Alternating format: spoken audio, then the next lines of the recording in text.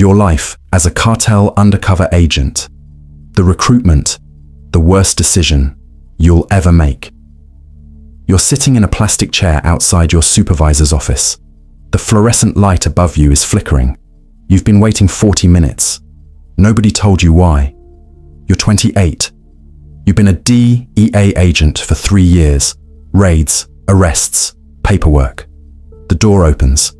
Your supervisor waves you in. There's another man inside. Grey suit, no badge, no handshake. We need someone to go deep, your supervisor says. He's not looking at you. He's looking at the floor. 6 months, maybe a year. Full cover inside the Sinaloa Cartel. No wire, no backup. If they find out who you are, we can't come get you. You understand what that means. You die in a ditch in Mexico, and your body never gets found. Why me? You ask. The man in the suit speaks for the first time. You speak perfect Spanish. You grew up in the border towns. You don't look like a cop, and you're the only one who hasn't said no yet. 4 other agents already turned this down. They had families, mortgages, reasons to stay alive. You have $87,000 in student loans and your father's chemo bills stacking up on the kitchen counter. The promotion comes with a $40,000 bonus, hazard pay, death insurance. They're literally paying you extra because you might not come back. You should say no, but desperation doesn't feel like weakness. It feels like courage. You say yes, and the person you were when you walked into this office dies. You just don't know it yet.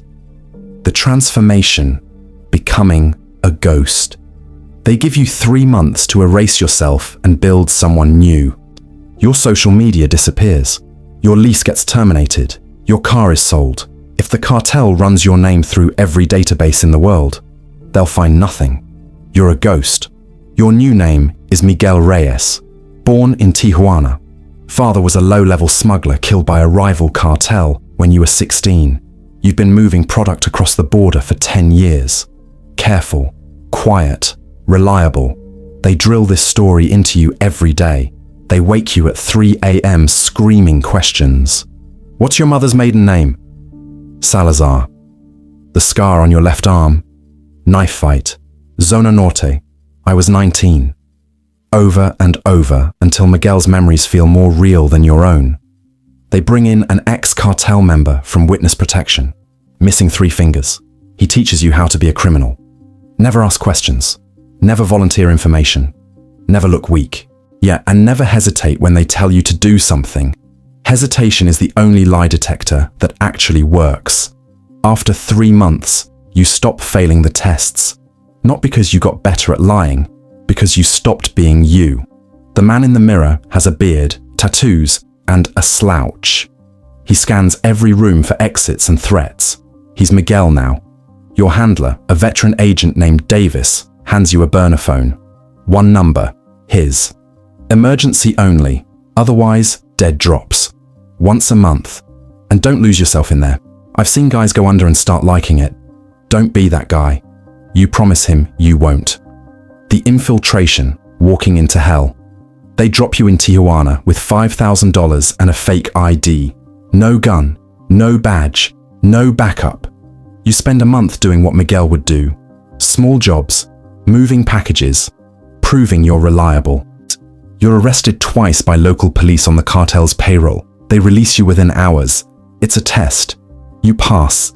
Then a cartel lieutenant named Hector wants to meet. He's 35 years old and personally responsible for at least 14 murders. The meeting is in a warehouse outside Culiacan. Hector is waiting with 4 armed men. They search you, check your phone. Then Hector stares at you for 2 full minutes without saying a word. Who vouched for you? He asks. You give him a name. A dealer paid off by the DEA. If Hector digs too deep, everything collapses. He doesn't dig. He just nods. 200 kilos of cocaine, Culiacan to Phoenix. You make it, you're in. You don't, you're dead. You run, your family's dead. You're about to smuggle cocaine into the United States as a sworn federal agent. There is no good option, just different flavors of bad. You take the shipment, it makes it through. The DEA watches and lets it happen. 200 kilos on American streets, all for the mission. Hector calls the next day. Good work, hermano, you're with us now. The double life. Living the lie. For 8 months, you're a full-time cartel member. You move shipments, collect debts, attend meetings where they discuss supply routes like corporate executives. You're earning $10,000 a week in cash. But something is happening to you. You can't sleep. You drink to cope. You start using cocaine just to stay sharp, to fit in. Then it's not about fitting in anymore. It's the only thing keeping you functional. You're still feeding intelligence to Davis through dead drops, names, routes, account numbers, but your reports are getting shorter. You're not asking when you're getting out, because part of you doesn't want to get out. Miguel is good at this. Respected, trusted. Hector calls you his brother. The boss, El Patron, knows your name. You're being promoted, and the distance between pretending and being is getting shorter every day. The breaking point, the kill order. 10 months in, Hector hands you a pistol and a photo. A 23-year-old dealer named Carlos, wife, kid, suspected snitch. Take care of him. Bring me proof. If you refuse, you're dead. If you do it, you're a murderer. You call Davis. Emergency protocol. First time in 10 months. You meet in a parking garage in Nogales. Davis hands you a file. Carlos isn't a snitch. He's another undercover DEA agent. Already extracted. Safe. In witness protection. He won't be there. Stage it. Fire some rounds. Let's burn the place. Bring Hector his proof. Nobody dies. You do it. 2 a.m. Empty apartment. 3 shots into the wall. Gasoline on the furniture. A lit match. You watch it burn, then show Hector the photos. He smiles. Good work, hermano. You're a lieutenant now. More access.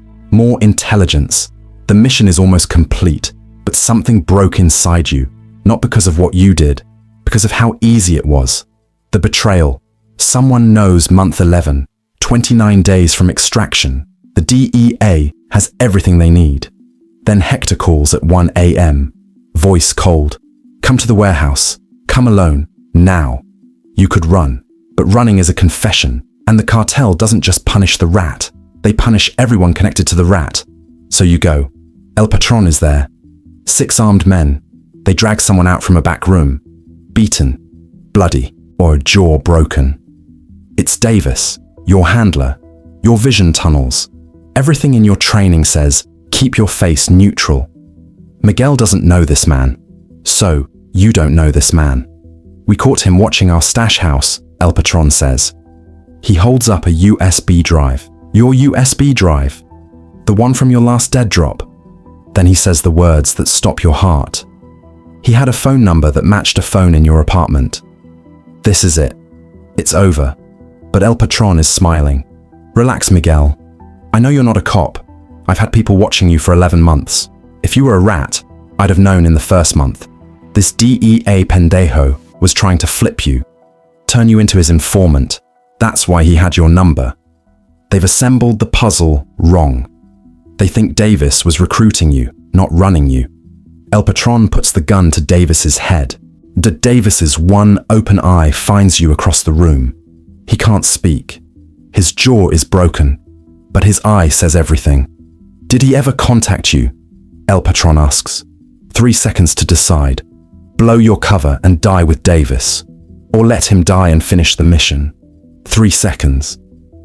He called me twice, you say. I told him to go to hell. El Patron pulls the trigger. Davis drops. You throw up. Right there. In front of everyone. First time seeing it up close? El Patron asks. First time watching a cop die. Reminded me of my father. He puts his hand on your shoulder. You're family now, Miguel. That night, you sit on the bathroom floor with the shower running so nobody can hear you. You call the DEA backup number. You tell them Davis is dead. You tell them to get you out. Your cover is intact. 29 more days. If you leave now, and Davis died for nothing. So you stay. 29 days. The longest month of your life. On day 29, the raids hit. 6 a.m., 200 agents, 50 arrests, $10 million seized. The biggest cartel bust in a decade. They arrest you with the rest. Handcuffs, face on the concrete, part of the show. Then they take you to the DEA office, shake your hand, and hand you a new identity. Witness protection. You're safe. You're a hero. You feel nothing. The aftermath. The man who never came back. 5 years later, you're living in Montana under a name that still doesn't feel like yours.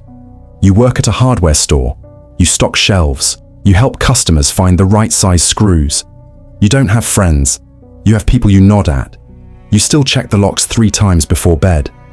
You still sit facing the door in every restaurant.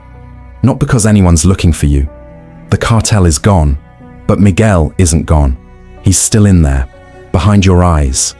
The DEA sends a letter once a year. It thanks you for your service. Reminds you that 37 cartel members are serving life sentences because of you. You read it. You fold it up. Then you sit in your kitchen in the dark and think about the look in Davis's eye before the gunshot. The hardest part of going undercover isn't the danger. It's what happens after. When you come home and realize home doesn't feel like home. When you realize the person you were before doesn't exist anymore. You survived. Everyone tells you that. You made it out alive. You're a hero. But survival isn't the same as living. And getting out isn't the same as coming back. That's the real price of deep cover. Not death, isolation, permanent, irreversible. You carry it alone. You carry it forever. And once you've paid that price, there is no refund.